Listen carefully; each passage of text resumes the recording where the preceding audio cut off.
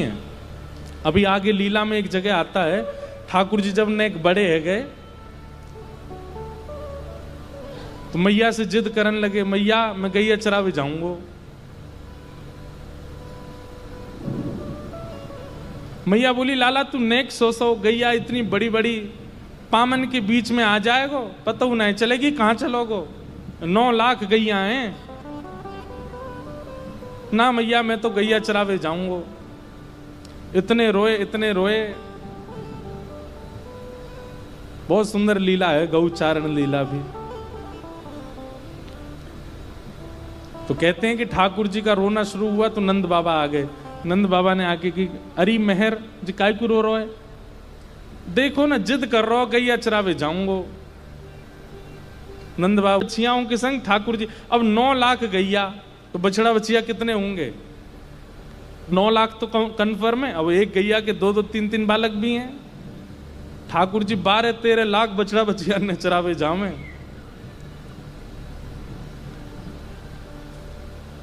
गर्गाचार्य जी आए, सांडिल्य मुनि आए, सबने आकर के लाला को तिलक कियो। यशोदा मैया ने, गोपाष्टमी की पूजा ऐसी होती है ठाकुर जी की। गोपाष्टमी को ठाकुर जी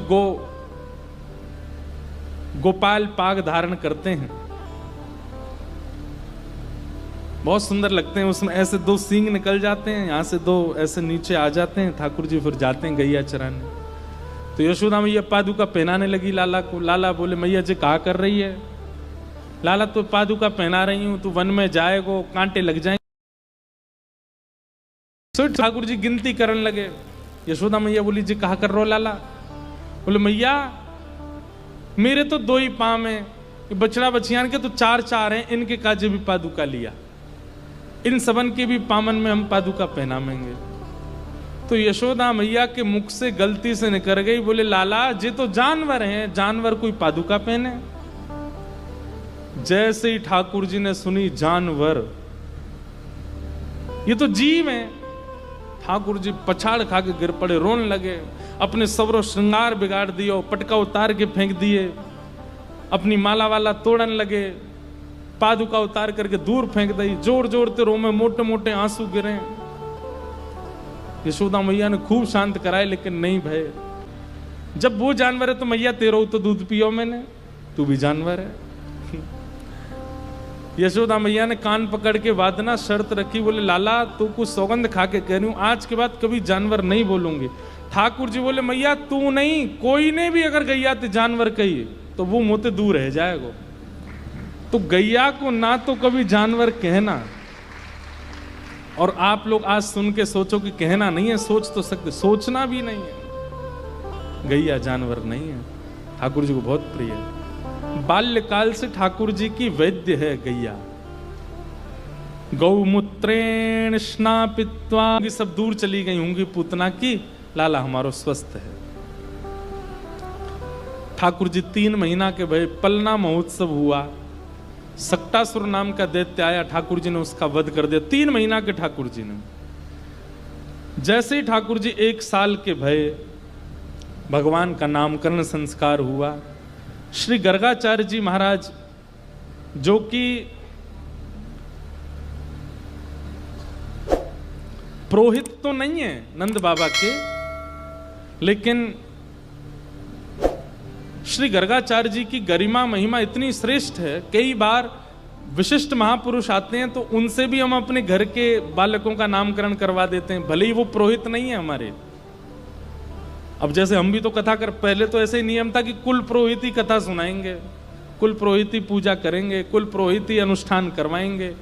पर अब ऐसा होता है कि अगर हमारा किसी से प्रेम भाव है, कोई महापुरुष हैं, कोई वैष्णव हैं, तो हम उनसे भी आग्रह करते हैं। पहले तो ऐसे ही होता था कि कुल पुरोहित ही कथा सुनाने आएंगे, उस खानदान के जो कुल पुरोहित होंगे। अब तो सब जगह जाते हैं। ऐसे ही सांडिल्य मुनि कुल पुरोहित हैं, लेकिन वे कहीं व्यस्त थे तो श्री गर्गाचार्य जी महाराज आए। और फिर इसमें कथा तो ऐसी है कि सांडिल्य मुनि को पता है कि नंद बाबा को लाला, इनको नहीं है, ये तो वसुदेव देवकी को लाला है, और वसुदेव देवकी के कुल पुरोहित गर्गाचार्य जी हैं। तो सांडिल्य मुनि ने योजना बनाई कि भाई कुल पुरोहित के द्वारा ही नामकरण हो ठाकुर जी का, क्योंकि वसुदेव देवकी के कुल पुरोहित गर्गाचार्य जी हैं, तो वे ही गए वृंदावन। नंद बाबा को पता चली कि गर्गाचार्य जी आए हैं, तो कहा कि आप ही नामकरण कर दो, इतने बड़े महापुरुष हमारे ब्रज में आए हैं। तो गर्गाचार्य जी ने नामकरण किया। सब नामकरण जैसी हैं लगो। क्या कह रहे हैं? आसन वर्णास्त्रयो यास्य गुह्यतो नुयुगम तनु शुक्ले रक्तस्तथा पीत इदानीम कृष्णताम गतः। ये छोटा लाला आपका कभी रक्त वर्ण का, कभी श्वेत वर्ण का, कभी पीत वर्ण का हुआ है, इस बार ये कृष्ण वर्ण का है, इसलिए इसका नाम हम कृष्ण रखते हैं। और ठाकुर जी का नाम कृष्ण रखा गया। बोलो बाल कृष्ण लाल की। आहा। आज हमको किसी ने लिख के कहा, बोले महाराज जी ठाकुर जी की कर्ण छेदन लीला सुनाओ। वैसे तो मैं कथा में आज तक शायद एक आध बार कहीं कही होगी, पर आज किसी ने जब जिज्ञासा की तो फिर हमने कहा सुनाएंगे। ठाकुर जी की कर्ण छेदन लीला। 1 साल के लाला है गए। हमारे शास्त्रों में 16 संस्कारों में एक संस्कार कर्ण छेदन संस्कार भी है। भाई लोगों को, बहनें तो कराती हैं, भाइयों को भी कर्ण छेदन कराना चाहिए। और कर्ण छेदन भी बड़े नियम से होता है, विधि से होता है, गुरुजनों की आज्ञा से होता है। फिर उसमें भी उत्सव होता है, भंडारा होता है, गुरुजन आकर के कर्ण छेदन कराते हैं। उसके पीछे कई शास्त्रीय प्रमाण हैं। हम अपने गुरुदेव से आज और उसकी जानकारी कल बताएंगे कथा में। कर्ण छेदन संस्कार जरूर कराना चाहिए। हमारी माता जी ने भी हमारा बचपन में ही कर दिया था, छोटे से, तो पता ही नहीं कब हुआ, बचपन से ही पहनते आए हैं। ठाकुर जी के कर्ण छेदन संस्कार की लीला, आहा, बहुत सुंदर लीला।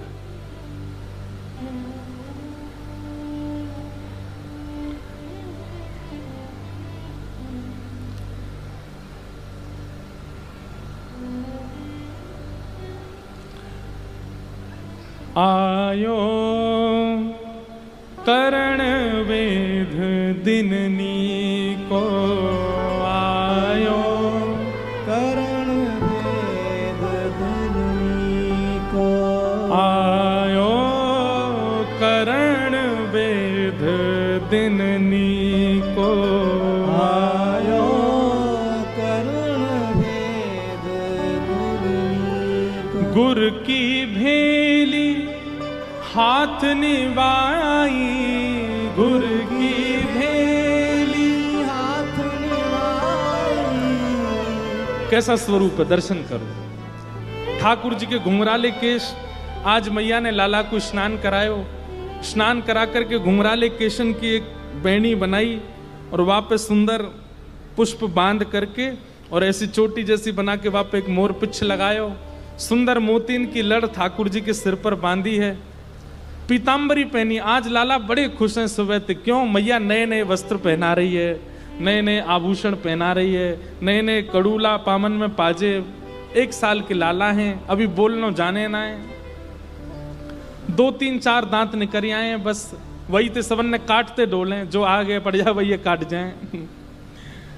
एक जगह ऐसी लीला बता में कि ठाकुर जी के दांत जब निकल के आए तो ठाकुर जी बोले, सबन को कैसे पता चले कि मेरे दांत आ गए? सो बगल में दाऊ दादा बैठे, उनको हाथ पकड़ के खेलते खेलते काट गए। जोर दे दाऊ दादा चिल्ला, मैया देख लाला मुझे काट गो। मैया बोली, अरे दाऊ, बोलो भली चलाई, हमारी लग गई, यहाँ पे ढोल बज रहे हैं। क्यों? लाला का दांत निकल आए। कहते हैं महाराज भीड़ लग गई गोकुल में। क्यों? सब आमे लाला तक, लाला अपने दांत दिखाई दे। ठाकुर जी बैठे हैं सामने, तो सब लोग अपने अपने हाथ दे में ठाकुर जी के मुख में। ठाकुर सबन के हाथन ने काट जाएं, और जैसे ही हाथन में 2-2 दतुइयां गड़े, वाकू देख करके सब अपने, अरे वाह भैया देख कैसे सुंदर सुंदर दांत निकले, काट गो यहाँ पे। सुबह से शाम है गई, ठाकुर जी रोने लगे। क्यों? जो आवे से मुंह में उंगली दे, लाला मुंह काट ले। छोटे छोटे दांत हैं ठाकुर जी के। आज ठाकुर जी बड़े प्रसन्न हैं। क्यों? यशोदा मैया नए नए वस्त्र पहना रही है। क्या किया? गोद में बैठा करके लाला को सुंदर गुड़ ठाकुर जी के हाथ में ऐसे लगाए हैं। गुर की भेली हाथ निवाई, गुर की भेली हाथ निवाई, कियों रोचन कोटि को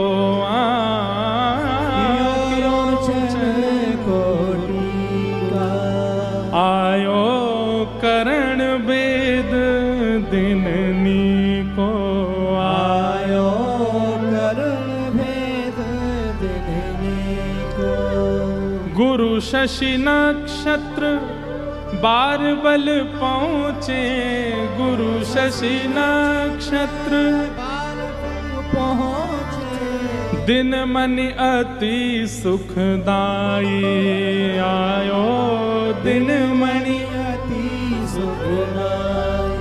गुरुजन अपने अपने शिष्यन को लेकर के आए हैं। लाला के कर्ण भेदन संस्कार में स्वस्ति वाचन करेंगे। और दिनमणि कहते हैं सूर्य देवता को।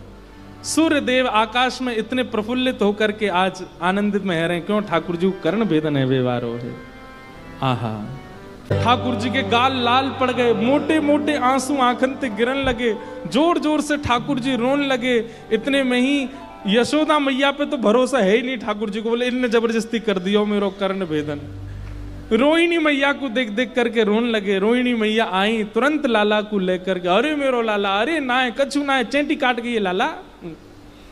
ठाकुर जी के कर्ण में भेदन कहो है। आहा, चुचकारत, कारने का मतलब जानते हैं? अब चुचकारना कैसे बताएं हम व्यास मंच से? छोटे छोटे बच्चों को ऐसे कैसे करते करते इसको चुचकारना बोलते हैं। चुचकारत रोहिणी मैया ऐसे ठाकुर जी को कर्ण भेदन भयो। सबके नेत्र सजल है गए लाला के रुदन को देख करके। अरे छोटे से दाऊ दादा भी रोन लगे और बोले अरे मैया, लाला की या रोवन को देख करके हम तो बड़े दुखी है, ऐसे काय को रोन लगो। लेकिन जब ठाकुर जी के सुई भेदन के बाद जब छोटे से हीरा की सुंदर सी बाली ठाकुर जी के कान में पधराई और जैसे ही ठाकुर जी को लेकर के रोहिणी मैया भीतर कक्ष से बाहर आई, सब के नेत्रन के आंसू सूख गए। सब आनंद करने लगे, अरे लाला इतना प्यारो लग रहा हो, इतना सुंदर लग रहा हो। दूर से सब ठाकुर जी की बलैयां ले रहे हैं, सब अपनी गोद में ले करके लाला को आनंदित कर रहे हैं। ठाकुर जी को ऐसे कर्ण भेदन संस्कार संपन्न भयो। एक जगह ऐसा पद आवे कि जैसे ही उत्सव मनन लगो, ठाकुर जी बोले आज तो मेरी वर्षगांठ भी नहीं है, आज तो कोई विशेष उत्सव भी नहीं है, ये उत्सव का एक मन्नो है। और जैसे ही सामने थाली में सुई आई,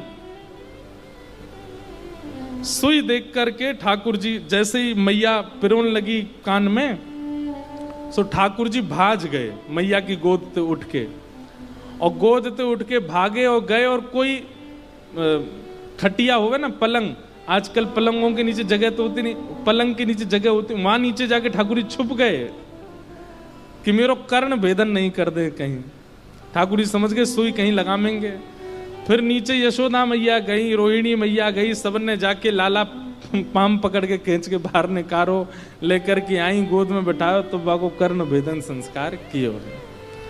ऐसे ठाकुर जी को कर्ण छेदन संस्कार की लीला सुनाई गई है। ये मिल गया वो पद। यशोदा मैया पीछे पीछे दौड़ रही हो, छोटे से ठाकुर जी कभी कहीं घुस जाएं, कभी कहीं घुस जाएं, कभी कहीं घुस जाएं, बोल नो जाने ना है। मैया के हाथ की सूची देख करके भाग रहे हैं। हा हा, हास दीनो तब ब्रजपति प्रभु की, हास दीनो ब्रजपति प्रभु की। क्यों हंस रहे हैं सब? क्योंकि छोटे से लाला दौड़ते दौड़ते तोतरी वाणी में कह रहे हैं मैया सुई लगा देगी। कर्ण छेदन लीला सुनाई गई। और कर्ण छेदन के बाद अब तो ठाकुर जी कुंडल पहन करके बढ़िया सुंदर हीरान के और तब निकसे। ऐसे सुंदर शोभा ठाकुर जी की लगन लगी है। धीमे धीमे ठाकुर जी ने बड़े है गए। यशोदा मैया से मैया करके बोले, नंद बाबा सो बाबा कह के बोले, दाऊ दादा सो भैया कह के बोले। धीमे धीमे ठाकुर जी 3.5 वर्ष के है गए। अब चलन लगे, दौड़न लगे, भागन लगे। और ऐसी लीला ठाकुर जी की चल रही है ब्रजमंडल में। वत्सान मुंचन क्वचिद समय क्रोश संजात हास।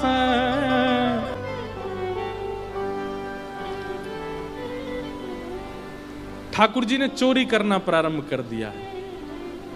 गोपियों के घरों में जाते हैं और घरों से जाकर के माखन की, दही की, दूध की, इन सब की चोरी करते हैं। चोरी करने के पीछे कारण क्या है?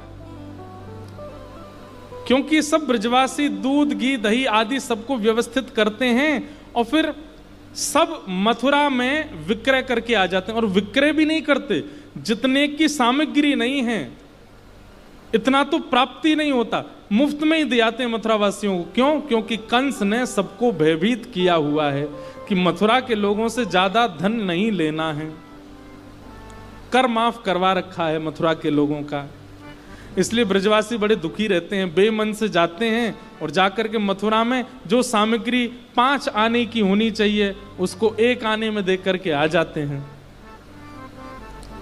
ठाकुर जी को जब ये बात पता चली कि कंस का इतना दुराग्रह है, इन ब्रजवासियों को जबरदस्ती मथुरा जाना पड़ता है, सामग्री देके आने पड़ती है, तो ठाकुर जी ने मन बनाया कि इनकी सामग्री यहीं खत्म कर देंगे हम, कुछ बचेगा ही नहीं मथुरा ले जाने के लिए। इसलिए ठाकुर जी माखन चोरी लीला कर रहे हैं। वत्सान मुंचन क्वचिद समय। गोपियां सब ठाकुर जी की इस लीला की शिकायत करने जाती हैं और यशोदा मैया से कहती हैं, मैया तुम्हारो लाला बहुत उद्यमी है, तो जा रो या समझाओ। मैया बोली, कहा कि हो मेरे लाला ने? एक गोपी बोली, मैया मेरे यहां तो ये असमय में आकर के बछड़ा बछियान ने खोल के भाग जाए, सबरो दूध बछड़ा बछिया पी जाए, हमारे काजे मिले ही ना, निकालवे के काजे बचे ही ना है। यशोदा मैया बोली, मेरे लाला के चित्त में ऐसा भाव आवे कि बछड़ा बछियान को दूध को अधिकार है, वो पूरा पूरा उन्हें ही मिलना चाहिए, हमें नहीं लेना चाहिए। या हमारे बछड़ा बछियान ने खोल, अरे हमारे नंद भवन में भी एक भी बछड़ा बछिया के गले में रस्सी ना है। लाला ने मना कर रखी है कि सबन को भरपूर खान पीन दो।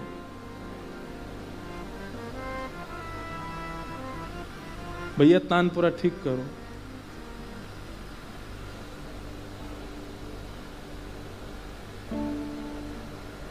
ऐसे ठाकुर जी की लीला चल रही है ब्रज में। स्तेयम स्वादधिपयः कल्पितैस्तेय योगै। गोपियां कह रही है, मैया तुम्हारो लाला चोरी करे। मैया बोली, काय की चोरी करे? रत्न चुराए, गहने चुराए, सोने चुराए, चांद। कहा चुराए हो? बोले, दधिपयः, दही और दूध चुरावे। यशोदा मैया जोड़ते हंसने लगी। मेरे नंद भवन में कुआं हैं दही के, घी के, दूध के, तुम्हारे घर जाएगा चुरावे के काजे? ऐसे सब गोपियां यशोदा मैया से जाकर के शिकायत करती हैं। ठाकुर जी की बाल लीलाएं ऐसी चल रही हैं। सब गोपियों को सुख देने के लिए ठाकुर जी उनके घर घर में जाकर के मधुर चोरी लीला करते हैं। अच्छा एक बात, चोरी लीला जब ठाकुर जी नेक बड़े हो गए तो चोरी लीला बंद कर दी, फिर दूसरी लीला शुरू कर दी। क्या? दान लीला। अगर चोरी करके ना खवा सको तो दान करो। दान लीला भी 2 प्रकार की। एक दान लीला तो ऐसी है कि ठाकुर जी मथुरा के मार्ग में एक नाका बना के बैठ जाते हैं। नाका बना के कैसे बैठ जाते हैं? गोपियां जब जाती हैं तो मार्ग में ठाकुर जी कोई एक लकड़ी की एक बांस को लगाए दें और वहां पे खड़े हो जाएं। गोपी कहें, अरे लाला जी रास्ता काहे को रोक रखो है? बोले, पहले मार्ग को कर दो, या मार्ग में चलवे को कर दो। गोपी के, क्यों? तुम्हारे पिताजी को मार गए? ठाकुर जी बोले, पिताजी को ना है, पर दादान को मार गए, हमारे इनको देनो तो पड़ेगा। और सिद्ध करवे की मत कहियो, नहीं तो सिद्ध करके वो दिखा देंगी। हमारे पिताजी को मार गए, हमारे दादाजी को मार गए, कर तो देना पड़ेगा। तो गोपी के, हम पे तो धन दक्षिणा है ना, कहा कर दें? बोले, कर के रूप में रुपया ना चाहिए। बोले, कहा ये मटकिन ने नीचे धर दो, हमारो जितना मन होगा हम सब लोग खा लेंगे, बच्चों कुछ तुम्हें दे देंगे, बेकी आई हो, ये कर चाहिए हमें। गोपी के, आयो बढ़ो, हम निकारें, हम जमामें, हम सब करें मेहनत, और तो ऐसी परोस दें। एक तो हो गई ये कर, और दूसरा कर कौन सा है? ठाकुर जी ग्वाल बालन के संग घर घर जामे, और घर घर जाए करके बैठ जाए, जा करके कहें अरे भाभी सुन, बोले कहा आज को कर नहीं दियो तेने? बोले काय बात को कर? बोले गोकुल में रहवे को कर, जे गोकुल हमारे पिताजी ने बसायो है। गोपी कहें तुम्हारे पिताजी ने तो कभी कर लियो नहीं, तुम काय को ले रहे हो? पिताजी हमारे बड़े भोरे हैं, मैं तो बड़ो चतुर हूं, मुझे तो लेना पड़ेगा, ऐसे तो मुफ्त में ना रहने दूंगा, कर देना पड़ेगा। कर में कहा चाहिए लाला? बोले जितनी सामग्री दूध घी दही की ये सब ला के सामने धर दो, हम प्रेम से पाएंगे, जितना होगा पेट भर के चले जाएंगे। ये कर मांगे ठाकुर जी, ऐसो दान ठाकुर जी मांगे।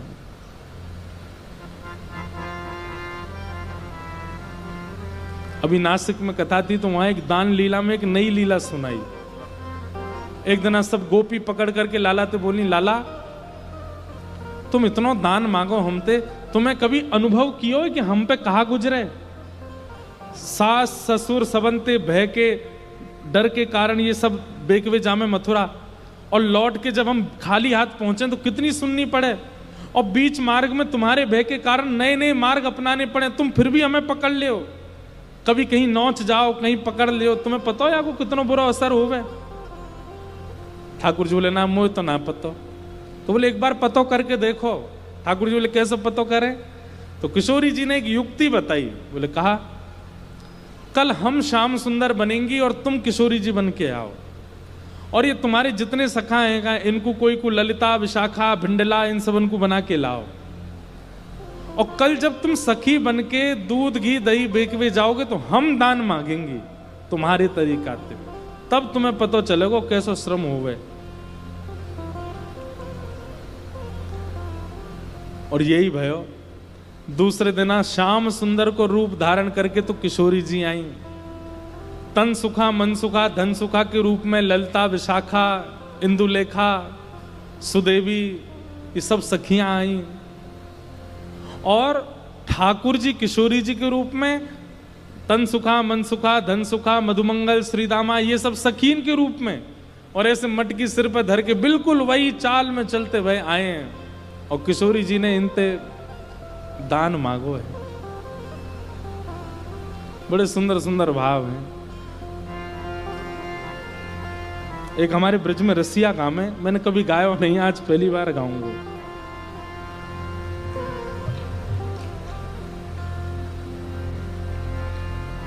ब्रज में रसिया ऐसे ही गाए जाते हैं। अब मैं तो आंख बंद करके हमारे ब्रजवासी ने सोच रहा वो जब ये वहां गए तो वहां कैसे नाचेंगे, सिर पूरा ऐसे ढक के, महाराज यूं दो ठेंगा लेके ऐसा प्रेम से नृत्य करें हमारे ब्रजवासी। आहा, या में फिर होरी को भी एक पद है, भेंट गुलाल हाथ पिचकारी, भेंट गुलाल हाथ पिचकारी, और मोसो कहे सांवरो प्यारी, मोसो कहे सांवरो प्यारी। मोए प्यारी प्यारी कह के बुलावे, नेक सो या कि मैया की उम्र क्यों में मोए प्यारी कहवे। ऐसी जोर से पकड़ो, चूड़ी चटकाई, या कि मैया की उम्र क्यों में यशोदा मेरे संग पड़ी है, और मेरा हाथ पकड़ के यूं झटक दे, मेरी चूड़ी न तोड़ के भाग जा, मुझे प्यारी प्यारी कह तो डोले। अरे ऐसे ठाकुर जी मार्ग रोक करके दान मांगते हैं। ये दान लीला हुआ ठाकुर जी की। बंधुओं देखो, कल तक की कथा 3 दिन की हमेशा की कथा ज्ञान वैराग्य से परिपूर्ण होगी, लेकिन चौथे दिन की कथा में प्रवेश होते ही ज्ञान वैराग्य बाहर खड़े हैं जाए हाथ जोड़ करके, बोले आज हमारा प्रवेश नहीं है कथा में। क्यों? बोले आज तो वही त्रिलोकीनाथ जगन्नाथ द्वारिकानाथ कैसे ना। मैं अभी नासिक में बहुत ठाकुर जी की लीलाओं का वर्णन हुआ, मैं बार बार रोज कहता था, मैंने कहा ये वही कृष्ण है जो सुदर्शन चक्र धारण करते हैं, ये वही कृष्ण हैं जो अर्जुन का रथ हाँकते हुए महाभारत का युद्ध पार कराते हैं, ये वही कृष्ण हैं जो द्वारिका के राजा हैं, वो ब्रज में कैसी लीला करते हैं। कोई बड़ी पदवी का व्यक्ति अपने प्रोटोकॉल कब तोड़ता है? जब कहीं बहुत प्रेम दिखने लग जाता है। ठाकुर जी ने अपने सारे प्रोटोकॉल तोड़ दिए वृंदावन में। ऐसी ठाकुर जी की वृंदावन ब्रज लीला है। एक दिन यशोदा मैया के घर में ही मैया की मटकी फोड़ दी ठाकुर जी ने। बाहर की तो सबन की फोड़ी है, आज मैया की घर की मटकी फोड़े आए। मैया आयो गुस्सा, बोले दारी के तो बताऊं मैं, रुक जा। एक दिन एक छोरा मुझे बोलो, महाराज जी ये आप मंच से कई ब्रज की गारी बोले, इनको मतलब बता दो। मैंने कि बाबड़े गारी, इनको मतलब पूछो जाए कभी? गारी तो गारी हो मैं, सब ब्रज की गारी हैं, तुम मत दे दियो कोई ये ब्रज में जाए के। कहीं पता चली कथा में सुन के ब्रज में जाए के कोई तो बोल दियो, गोरे बन के गए थे लाल बन के आओगे फिर। ये तो ब्रजवासी में ही चल सके भैया, ब्रज की बात ब्रज की गारी ने सुन के खुश रह बस, आगे जाके बोलनी ना है कोई थे। हम आपको क्या बताएं, इन सब गारियों के भावों पर भी बड़े बड़े सिद्ध महात्मा हमारे ब्रज में समाधि लगाते हैं, वो ध्यानस्थ होके बैठते हैं।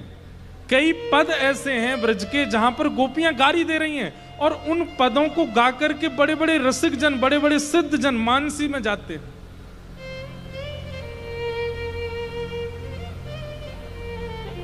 ये ऐसा प्रेम है ब्रजवासी इनको ठाकुर जी से। आज ठाकुर जी ने घर की मटकी फोड़ दी तो मैया बोली रुक जा मैं बताऊं तो। और मैया छड़ी लेकर के पीछे दौड़ी, आगे आगे ठाकुर जी पीछे पीछे मैया। एक जगह जाए करके मैया ने लाला पकड़ लिए और पकड़ करके उखल से बांध दिए। पहले तो ठाकुर जी बहुत देर तक बंधे नहीं, बाद में जब लाला को लगी कि मैया हार गई है, थक गई है, तो ठाकुर जी बंध गए, स्वयं बंध गए।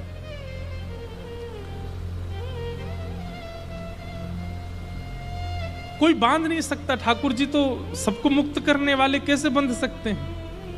लेकिन प्रेम पाश में इतनी सामर्थ्य है कि वो पर ब्रह्म को भी बांध सकते हैं, ठाकुर जी को भी बांध सकते हैं। यशोदा मैया ने लाला को बांध दियो, मैया तो चली गई गुस्सा में, ठाकुर जी खिसक खिसक के आगे गए। ऐसे ही दो वृक्ष थे, उनके बीच में थोड़ा स्थान था। ठाकुर जी ने जैसे ही उस स्थान में प्रवेश करके अपनी दोनों भुजाओं से स्पर्श किया, वृक्ष टूट करके गिर पड़े और कुबेर के पुत्र नलकुवर और मणिग्रीव प्रकट हो गए। वाणी गुणानुकथने श्रवणौ कथाया, हस्तौ च कर्म सुमनस्तव पादयोर्नः, स्मृत्यां शिरस्तव निवास जगत् प्रणाम, दृष्टि सतां दर्शनेस्तु भवत्तनूनां। नल कुंवर मणिगिर प्रकट हुए, दोनों ने भगवान की स्तुति गाई, भगवान ने उनको मुक्त कर दिया। पेड़ों की गिरने की आवाज आई तो यशोदा मैया सब ब्रजवासियों ने जाकर के कही भैया लाला, जब ते लाला भयो तब ते संकट ही संकट आ रहे हैं, अब या ब्रज में हम नहीं रहेंगे। आवाज ने कम करो, अब यहां हम नहीं रहेंगे। और सब ब्रजवासी वृंदावन की ओर प्रस्थान कर गए। सब ब्रजवासी ठाकुर जी को लेकर के नंद बाबा, यशोदा मैया, सब गोकुलवासी वृंदावन चले गए।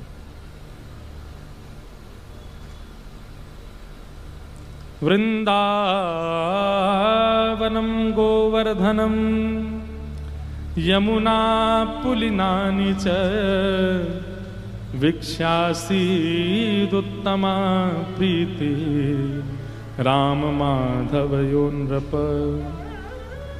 वृंदावनं संप्रश्य सर्वकाल सुखावहं, तत्र चक्रु ब्रजावासं सकटैर्थ च चंद्रवत्। वृंदावन पहुंचे सब। ठाकुर जी वृंदावन आकर के बड़े प्रसन्न हैं, क्योंकि ये वृंदावन ब्रह्मा ने नहीं बनाया है, किशोरी जी के हृदय से प्रकट हुआ है। वृंदावन, गोवर्धन और श्री यमुना जी, ये तीन ऐसे स्थान हैं जो कि किशोरी जी ने निर्माण किए, इसलिए ठाकुर जी को अति प्रिय हैं। और इन तीनों के प्रति अति प्रिय भाव रख करके ठाकुर जी बड़े प्रसन्न हुए। वृंदावन देख करके ठाकुर जी प्रसन्न होने लगे, खूब आनंद में आ गए। वृंदावन आकर के ठाकुर जी ने सबसे पहले अघासुर का वध किया। कालिया नाग यमुना जी में प्रविष्ट हो गया था, कालिया नाग का वध करके कालिया नाग को यमुना जी से दूर किया। तत्पश्चात वेणु गीत का सुंदर भाव सुनाया गया। वेणु गीत बहुत सुंदर है।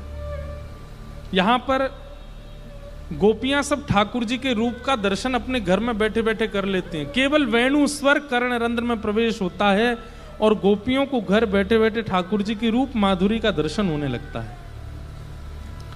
वरहा पीणम नटवर वपु कर्णयो कर्णिकारम विभ्रदवासः कनक कपिशं वैजयन्तीं चमाला रंध्रान वेणो अधर सुधया पूरयन् गोप वृंदै वृंदारण्यम स्वपदरमणम प्राविशद गीत कीर्ति।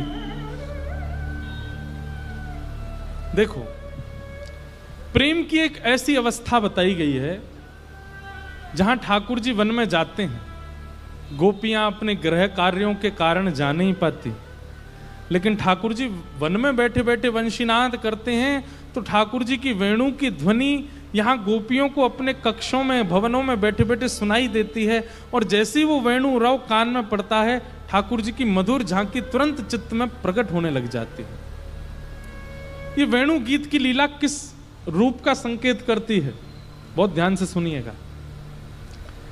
वेणु गीत में वेणु रव सुनकर के जिन जिन गोपियों को कृष्ण झांकी दिखी, ठाकुर जी ने उन गोपियों को रास के लिए चुना। गोपियां तो असंख्य हैं ब्रज में, लेकिन सबको वेणु रव सुनाई नहीं दिया।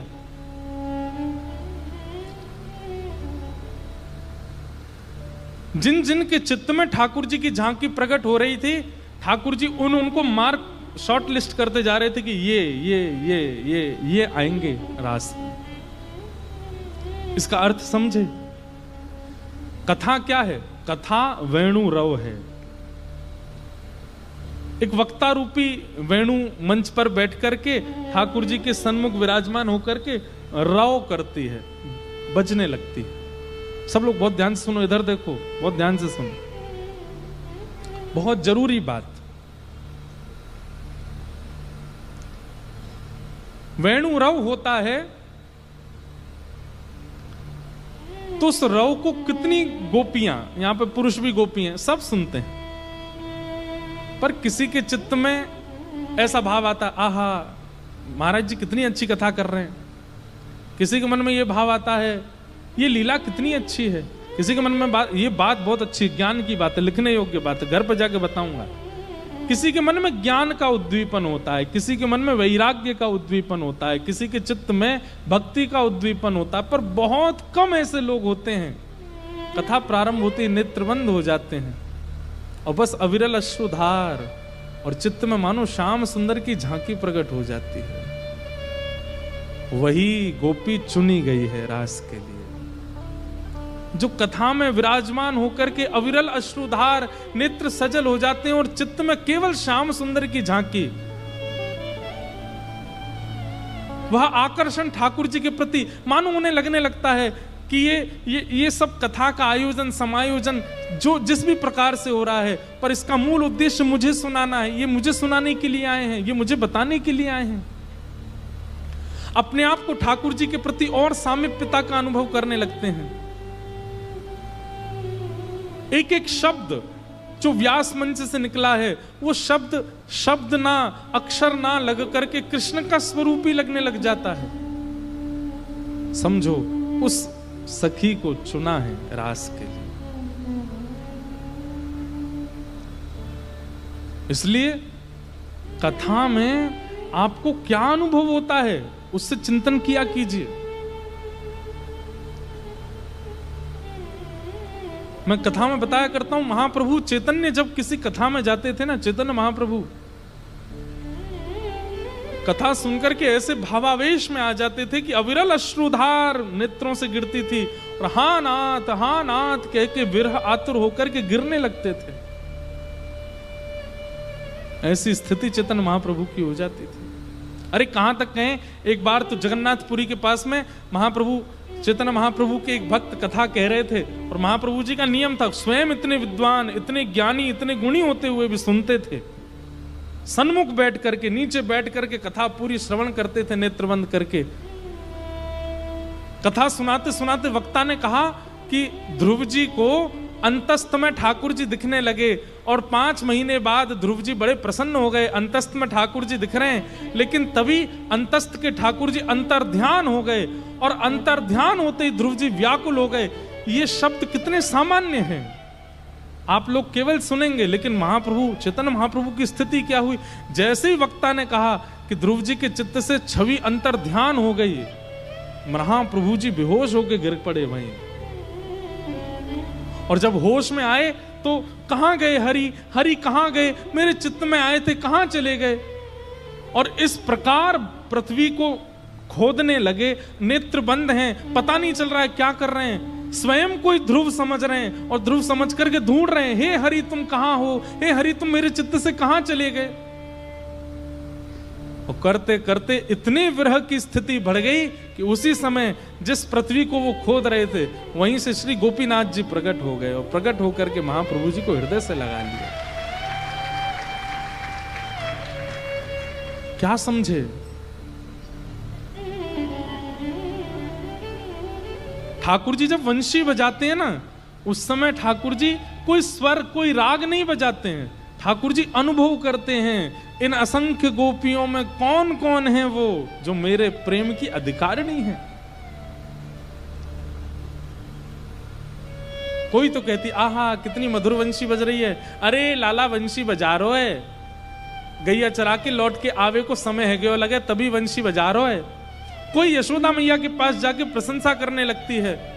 सब इस प्रकार की भांति की हो जाती, पर कई गोपी ऐसी हैं जो जिस क्रिया में हैं वहीं स्तब्ध हो जाती हैं, और घर में बैठे बैठे दिखने लग जाते हैं श्याम सुंदर।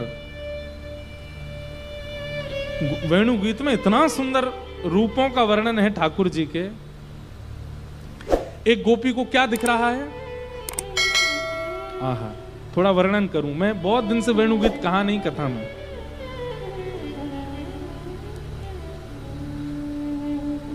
गावश्य कृष्ण मुख निर्गत वेणु गीतम, पीयूष मुक्त भित कंठ पुटे पिबन्त्यः, सावासनस्तन पया कवलास्मतस्थु, गोविंदमात्मनि दशाश्रुकलास्पशन्त्यः। एक गोपी चूल्हे के सामने बैठी है, रोटी बना रही है, और तभी कान में वेणु राव आ जाता है, रोटी हाथ में रह जाती है, चूल्हा जल रहा है, ऊपर तवा रखा है, और उस गोपी को क्या दर्शन हो रहा है।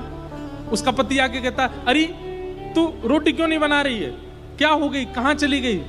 गोपी बोलने लगती है, आहा वेणु की ध्वनि सुनकर के घास चल रही गायों के मुख में घास पड़ी है, पर वो चबा नहीं रही हैं। क्यों, अगर हम घास चबाएंगी तो भीतर ही भीतर जो चबाने की आवाज होगी उससे वेणु सुनने में दिक्कत होगी। गायों के थनों से मुख लगाकर के बछड़े दूध पी रहे थे, लेकिन वेणु की ध्वनि सुनते ही बछड़ों के मुख में दूध रह गया, वो नीचे निगल नहीं रहे हैं। क्यों, निगलते समय एक क्षण के लिए इस वेणु के रव को हम सुन नहीं पाएंगे। वनचर जीव अपने कान उठा उठा करके मदन मोहन को देख रहे हैं, और श्री मदन मोहन कैसे लग रहे हैं, एक कदम्ब वृक्ष के नीचे पीतांबरी पहन करके सुंदर सुंदर पुष्प को अपने कर्णों में लटका करके, मोर पिच्छ धारण करके, अपने तिरछे नेत्रों से कभी इधर देखते हैं कभी इधर देखते हैं, अपनी मधुर वेणु को अपने कोमल छिद्रों से आच्छादित करते हुए अपनी अपनी प्राण वायु से उस मधुर वेणु का नाद कर रहे हैं। पति कहता है, अरे क्या कह रही है तू, अरे देखो तो इस वेणु के स्वर को सुनकर के यमुना स्तब्ध हो गई है, यमुना बह नहीं रही है। अरे देखो तो इस यमुना में छोटे छोटी मछलियां बाहर आ गई हैं, और बाहर अपना मुख बाहर करके श्री कृष्ण की ओर टकटकी लगा करके देख रही हैं। श्री कृष्ण की वेणु सुनकर के जड़ चेतन सब ठाकुर जी के अधीन हो गए हैं। पति कहती है अरे तू कहां चली गई है? तभी वरण अरे देखो तो श्याम सुंदर कदम वृक्ष के नीचे से उठकर के चलने लगे हैं। और जैसे ही श्री कृष्ण चल रहे हैं उनके चरणों के तलवे पर लगा हुआ सिंदूर उनके चरणों के चिन्हों को छोड़ता हुआ जा रहा है। आहा